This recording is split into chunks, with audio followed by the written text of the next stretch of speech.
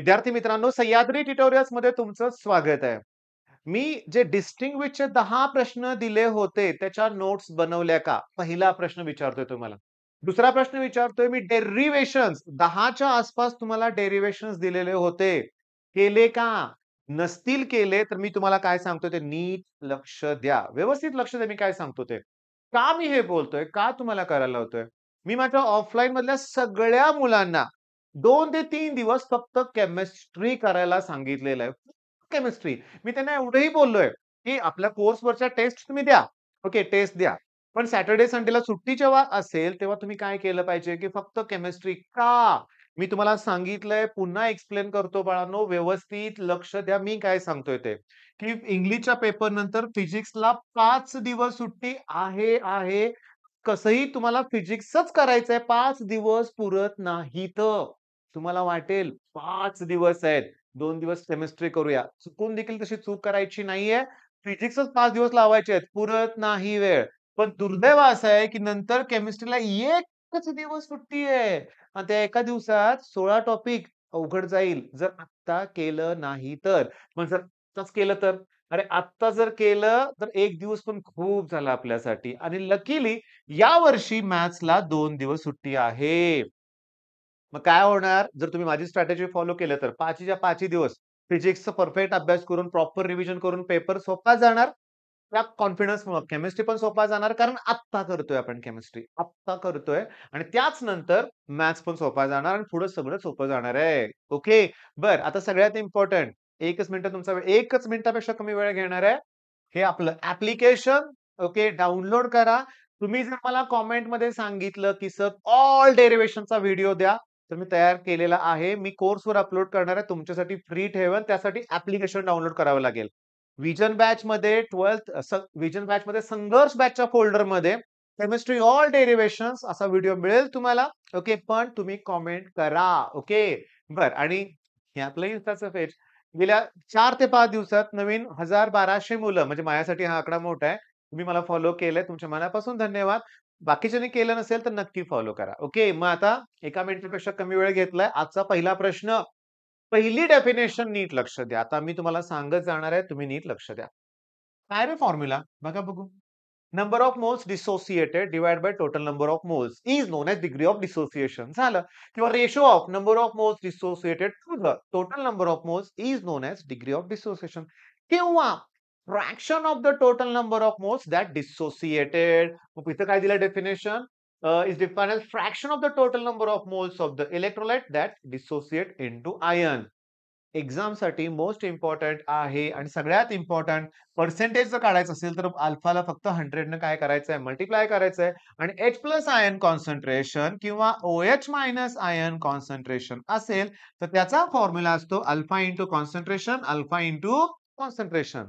आणि strong electrolyte असेल तो कम्प्लिटली डिसोसिएट होतो म्हणजे जेवढे आयन आहेत तेवढे सगळेच डिसोसिएट होणार. मग त्या केसमध्ये अल्फाची व्हॅल्यू 1 येणार. चला क्वेश्चन नंबर 1 लिहून काढायचंय. लिहून काढायचं आहे. तुम्हाला घाई गडबड करायची नाहीये. मग अल्फाच्या डेफिनिशन मध्ये न्यूमरेटर काय आहे? जे मोल्स डिसोसिएट होत होते ते.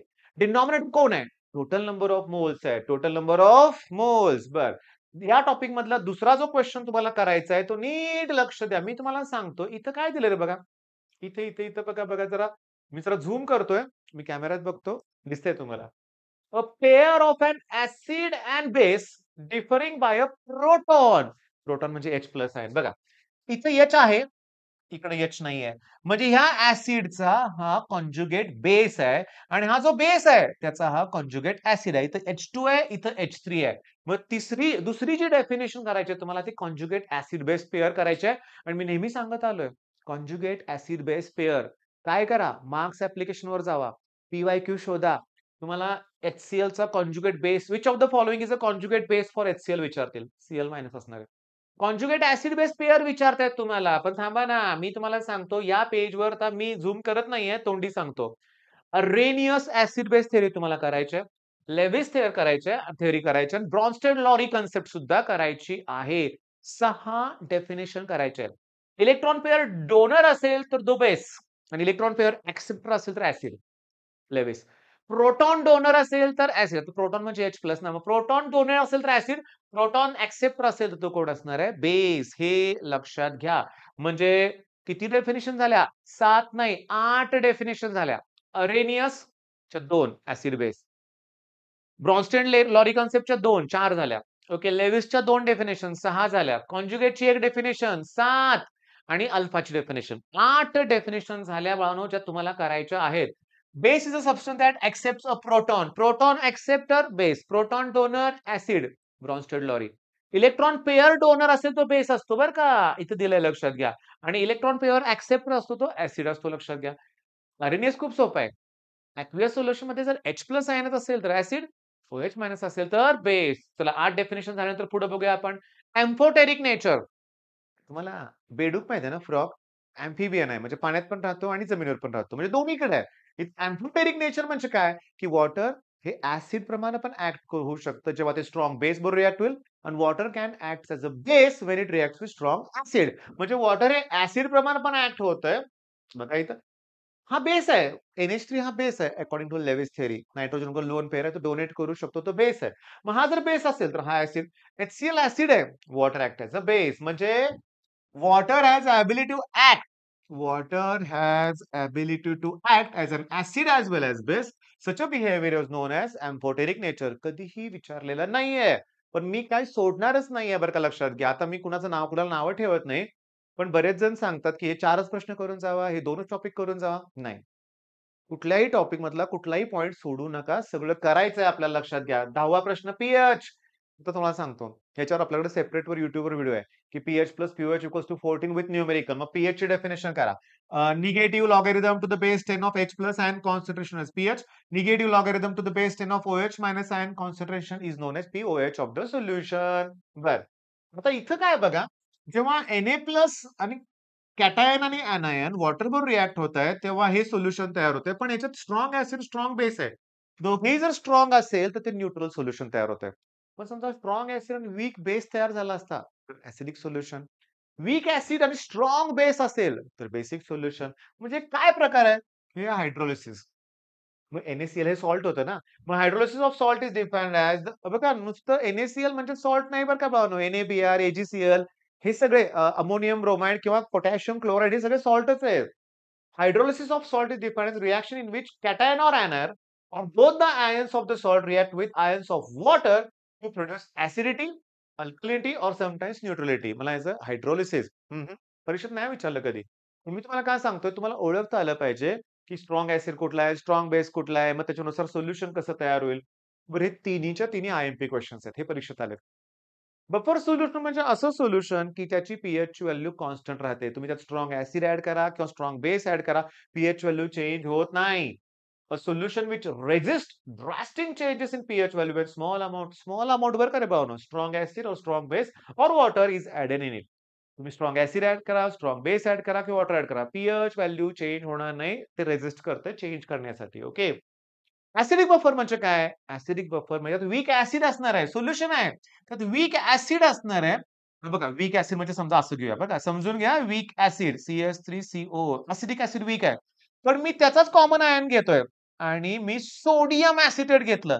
सोडियम म्हणलं की स्ट्रॉंग बेस आला. मग बघा solution containing weak acid and its salt. याचंच ते सॉल्ट आहे with a strong base. Na घेतला मी तिथे लक्षात घ्या. मग ॲसिडिक बफरला वीक ॲसिड, स्ट्रॉंग बेस. मग बेसिकला वीक बेस आणि स्ट्रॉंग ॲसिड. आता वीक बघा. Solution containing weak base and its salt with a strong acid is known as basic buffer solution. Basic buffer solution हे लक्षात घ्या. ओके. समजून घेण्याचा प्रयत्न करा. तिन्ही डेफिनेशन. आता आम्ही नेहमी बघतो बरं का, की सॉल्युबिलिटी प्रॉडक्टची डेफिनेशन आली, की काय होतं कुणास ठाऊक, एवढं कोण करणार आहे? तर मी तुम्हाला क्लिअरली सांगतो बघा ही सॉल्युबिलिटी प्रॉडक्टची डेफिनेशन आहे. काय सॉल्युबिलिटी प्रॉडक्टची डेफिनेशन? By प्लस म्हणलंय पण रेज टू एक्स म्हणलंय. AX मायनस म्हणलंय पण रेज टू वाय म्हणलंय. हीच डेफिनेशन आहे. आता हीच डेफिनेशन इथे दिली का बघूया आपण. सोल्युबिलिटी कुठून दिले का डेफिनेशन? ठीक आहे बघा, बघा. इथून डेफिनेशन आहे. इथून. डॉट म्हणजे product. The product of equilibrium concentration. बघा स्क्वेअर ब्रॅकेट याचा अर्थ कॉन्सन्ट्रेशन दिले. मग हे प्रॉडक्ट ऑफ हे दोघं कोण आहेत? Equilibrium concentration of the constituent ions. पण सगळ्यात महत्वाचं raise to the power equal to their respective coefficient. समजलं? ह्या रिएक्शन मध्ये y इंटू ए असणार आहे x. म्हणजे जो रिस्पेक्टिव्ह कोएफिशियंट आहे ना तो रेस टू घ्यायचा आहे. म्हणजे product of equilibrium concentration raise to the coefficient raise to the power which is equal to their respective coefficient in the balanced equilibrium expression at a given temperature is called solubility product. काय डोक्यात आलं का? इथं बोट ठेवतो वाचा काय सांगा? Product कुणाचा प्रॉडक्ट आहे? Equilibrium concentration of the constituent ions raised to a power which is equals to respective coefficient in the balanced equilibrium expression at a given temperature is called solubility product. आता मी तुम्हाला सांगतो आता molar solubility वाचा आणि तुम्ही करा बरं का लक्षात घ्या. त्याच्यानंतर कॉमन आयन इफेक्ट. हा परीक्षेत आलाय बरं का नावातच आहे कॉमन आयन. इथं काय करतोय कॉमन आयन? सप्रेस करतोय बघा. The ionization of weak electrolyte is suppressed म्हणजे होऊन दिलं जात नाहीये in the presence of strong electrolyte containing common ion. Containing ion common to the weak electrolyte. बरं बाळांनो आयोनिक कुठल्या कुठल्या डेफिनेशन तुम्हाला करावं लागेल सांगा बघू. Alpha acid base theory conjugate acid base पेअरची एक्स्ट्रा डेफिनेशन त्यात होती. पुन्हा सांगतो buffer solution acidic buffer basic buffer common ion molar solubility product. आणि पुन्हा चेक करा हे सगळे प्रश्न ऑलमोस्ट परीक्षेत बऱ्यापैकी आलेले आहेत. अँफोटेरिक नेचर हायड्रोलिसिस येऊ शकतं. म्हणजे यावर्षी माझी स्ट्रॅटेजी फिक्स आहे. पीवायक्यू तर पहिल्यांदा करायचे पण त्याच प्रमाणात जे प्रश्न येऊ शकतात ते सुद्धा करायचे. मग कराल ना नक्की? ओके. पेजला फॉलो कराल ना? चॅनलला सबस्क्राईब केलंय का? नसेल तर अगोदर करा. आणि मी तुम्हाला क्लिअरली सांगतोय, की जर आपण आत्ताच अभ्यास केला 8 तासात आपण केमिस्ट्री फिनिश करू शकलो बोर्डच्या अगोदर, तरच तो कॉन्फिडन्स येणार आहे. नाही तर होणार नाही मी आत्ता सांगतो. मला ते नकोच आहे. मला पाहिजेच करायचंच आहे तर करून दाखवा तुम्ही. All the best.